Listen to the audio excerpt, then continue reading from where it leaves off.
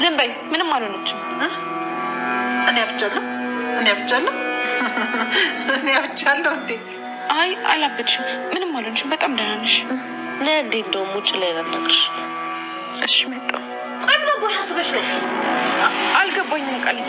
ሆን ብለሽ ከሷ ፊት ያዘንሽ መሰልሽ? ለምን እንደዛ አደርጋለሁ? ሆን ብለሽ ልጇ መስለሽ ለምታይ ነው? ቆይ ከኔ በላይ የዋ ለመሆን እያስመሰልሽ ነው እንዴ? ቃል ምን ማለትሽ ነው? እኔ እንደዚህ እንደምታደርግ በምን አውቃለሁ? ልጅሽን አይደለሁም ማለት እሺ ነበር። ሆን ብለሽ አቀደሽበት ነው። እኔ ለትዬ ብዬ ነው። ሁሉም ነገር በዚህ ሰዓት እሷ እንደምትፈልገው ነው መሆን ያለበት። ምን አገባሽ? ቆይ አንቺ ቆይ ለምንድን ነው ለሷ የምትጨነቂው? ከኔ በላይ መስለሽ ለምታይ ታሞክር። እሺ ቃል እያሳመምሽ ነው። እሱ ይገርምሻል እንዴ? ገና ሲጣርግ ይገልሻለሁ። የእሷ ልጅ እኔ ብቻ ነኝ።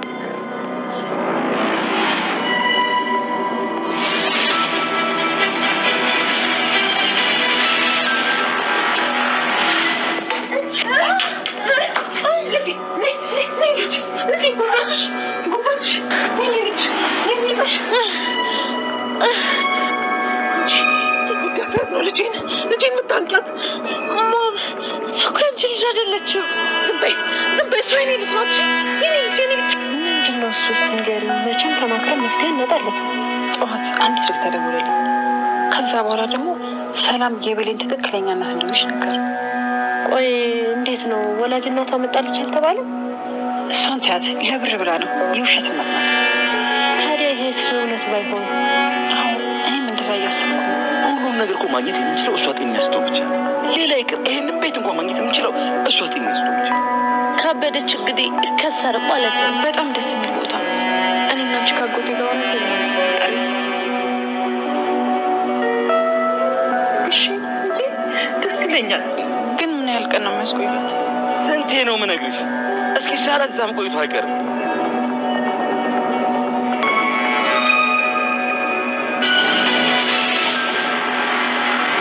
ምን አዲስ ነገር አለ? ሰላም የብሌን እናት እንደሆነች ነግሯት ነው።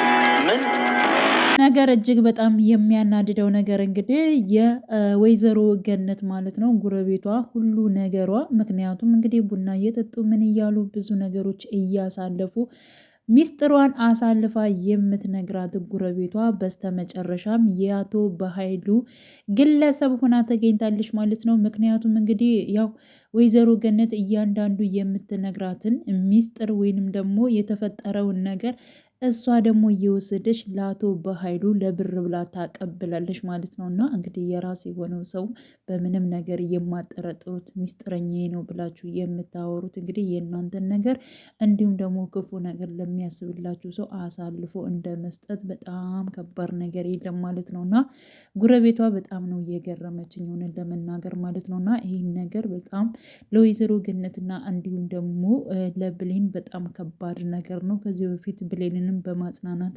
ብዙ ነገር እያስመሰለች ነው እንግዲህ አብራቸው ስትሆን እየነበረችው ማለት ነው። እና በዚህ መልኩ እንግዲህ ወይዘሮ ገነትን እየጎዳቻት ትገኛለች ማለት ነው።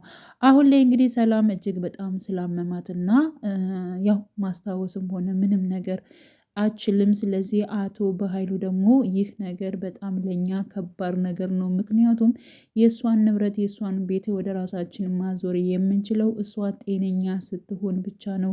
ከታመመች ምንም አይነት ነገር ወደ ስማችን የምናዞረው ነገር የለም። እኛ ከስረናል። ስለዚህ የግድ እሷ ደህና መሆን መቻል አለባት በማለት እንግዲህ ያው ለብሌን ማለት ነው አሁን ላይ እንዝናና በማለት እንግዲህ ወደ ሐኪም ቤት እንደሚወስዳት ነው ለብሌን የነገራት ማለት ነው።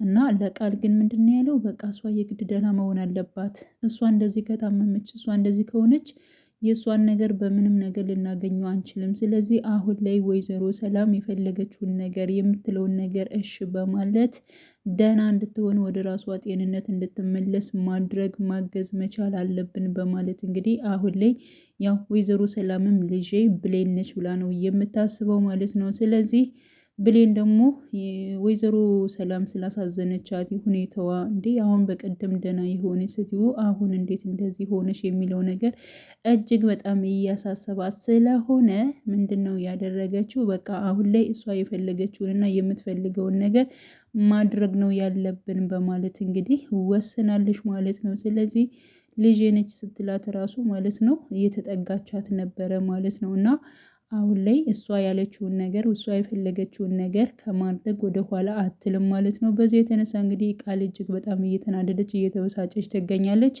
ልጄ ነሽ ስትልሽ እንኳን አይደለሁም ብለሽ ለምንድን ነው የማትናገሪው? ለምንድን ነው የኔን ቦታ ለመውሰድ የምትሞክሪው? አንቺ ግን ለምን እንዳርፈሽ አትቀመጭም? እያለቻት እንግዲህ ያው ብሌንንም እንደዚሁ እንቅ አድርጋ ይዛት ነበረ ማለት ነው። እና ሰላምም እንደዚሁ ቁጭ ብላ በነበረበት ሰዓት ስታያት እንግዲህ ብሌልን አንቃት ታያታለች ማለት ነው ቃልን። ስለዚህ ቃልን ደግሞ ራሷን በመንታት እንግዲህ እንድትወርቅ ሆናለች ማለት ነው። ያ ማለት ልጄን እንዴት ትመችብኛለች በማለት እንግዲህ ያው ወይዘሮ ሰላምም ብሌልን እቅፍ አድርጋ ልጄ አይዞሽ እያለች እንግዲህ ብሌንን ስታጽናና ነበረ ማለት ነው። እና ቃል ራሷ ደምታ እንደዚያ ወድቃ እንኳን ምንም ነገር አላለቻትም ማለት ነው። በነገራችን ላይ ጤነኛ በሆነችበት ሰዓት ያው ልጇ እንደሆነች የምታውቀው ቃልን ነበረ ማለት ነው። አሁን ላይ ደግሞ እንግዲህ ጤነኛ ባልሆነችበት ሰዓት ደግሞ ልጄ አንቺ ነሽ ብላ እሷ ጋር ስታስታውስ የመጀመሪያ በልጅነቷ ያለውን ነገር አብረው ሲጫወቱ ስታስታውስ የነበረውን የብሌንን ነገር ነበር ማለት ነው። ብቻ ግን ብሌን ከአጠገቧና ከጎኗ ስትሆን ወይዘሮ ሰላም እጅግ በጣም ደስ ይላታል። እንግዲህ ውስጧ የእናትነት ነገር እስካለ ድረስ ውስጧ የሚነግራት ነገር አለ ማለት ነው። እና አሁን ላይ እንግዲህ ቃል በዚህ ጉዳይ በጣም እየፈራች ትገኛለች።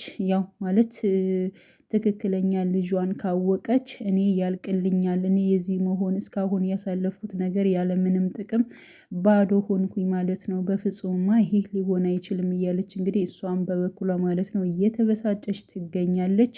አሁን ላይ እንግዲህ ዳግምንም ለማጥመድ እየሞከረች ትገኛለች ማለት ነው። እንዲሁም ወይዘሮ ሰላም ታማ ወደ ሆስፒታል እንደሄደች ለዳግም ትነግረዋለች።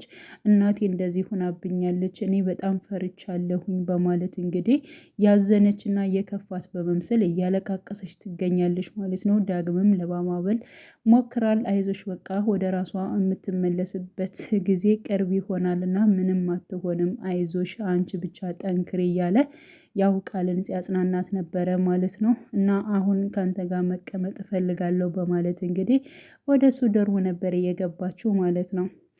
እና እሱም ያው እንድትመጣ አልፈለገም ነበረ፣ ግን ብቻ ግን በግድ ነው የገባችው ማለት ይቻላል። እና ጠጋ ጠጋ እያለች እንግዲህ ከእሱ ጋር ለማውራት ሞክራለች ማለት ነው። በኃይሉና እንዲሁም ደግሞ እንግዲህ ብሌን ማለት ነው ወይዘሮ ሰላምን ሐኪም ቤት አድርሰዋት እንግዲህ ተመልሰዋል። ስትመለስ ጥያቄዎች ጠይቀው ነበረ። ምክንያቱም ለምንድን ነው ትተናት የመጣ ነው፣ ለምንድን ነው አብረናት ያልሆን ነው የሚል ነገር ነበር እንግዲህ ስታቀርብ የነበረው። ሲቀጥል እስከ መቼ ነው የምትቆየው በዚህ ሁኔታ እንዴት ብቻዋን ስትል አቶ በኃይሉም በቃ እኔ እኮ ከሚያውቁኝ ከጓደኞቼ ጋር ነው፣ ሲጀመር ጓደኞቼ ስለሚያውቁኝ ነው፣ እኔን ስለሚያውቁኝ ቦታ አመቻቹልኝ እንጂ እንደዚህ ባንዴ እንኳን አይገኝም ቦታው፣ ምክንያቱም ገና ቀጠሮ ተይዞ ምናምን ነው። ስለዚህ ምንም ነገር የሚያስጨንቅ የለውም። ስለዚህ እሷም ደህና ትሆናለች በማለት እንግዲህ ያሳምናታል።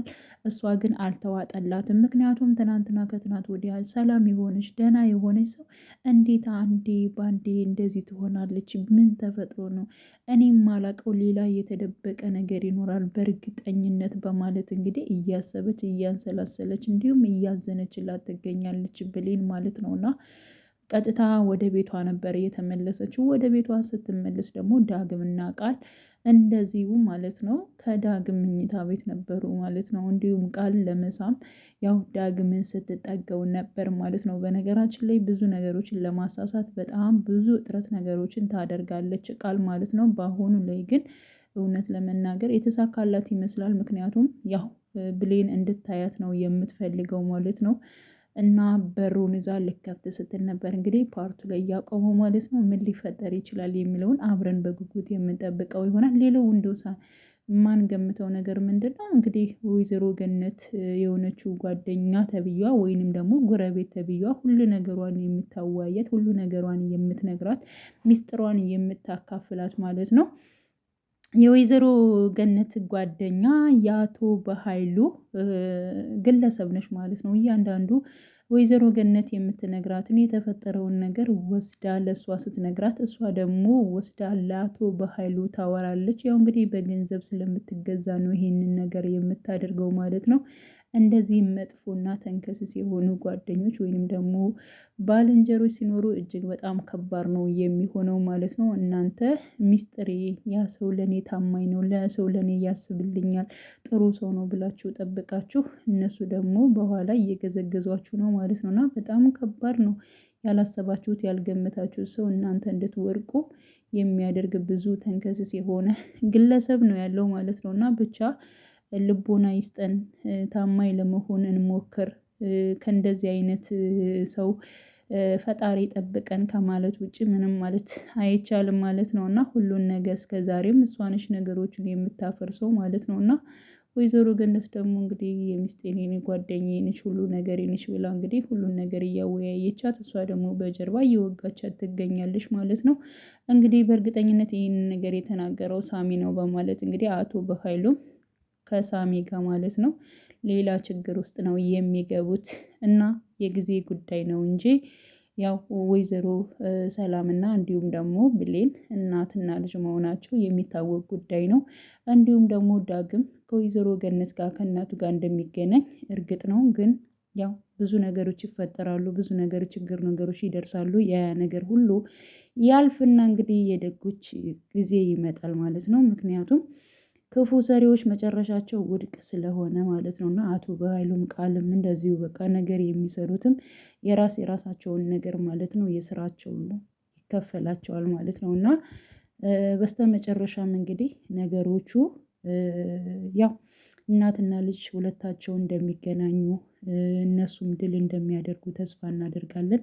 ሰላምም ካለችበት ሁኔታ ወጥታ ወደ ራሷ ጤንነት እንደምትመለስ ተስፋ እናደርጋለን ማለት ነው። ውድ ቻናሌ ተከታታዮች ቤተሰቦች በያላችሁ በሰላማችሁ ይብዛልኝ። ለቤቴ አዲስ የሆናችሁ የደወል ምልክቱን በመጫን ቤተሰብ የሆኑ ነባር ቤተሰቦችም ስለምታበረታቱኝ አብራችሁኝ ስላላችሁ እጅግ በጣም አመሰግናለሁ። መልካም ጊዜ ተመኘውላችሁ።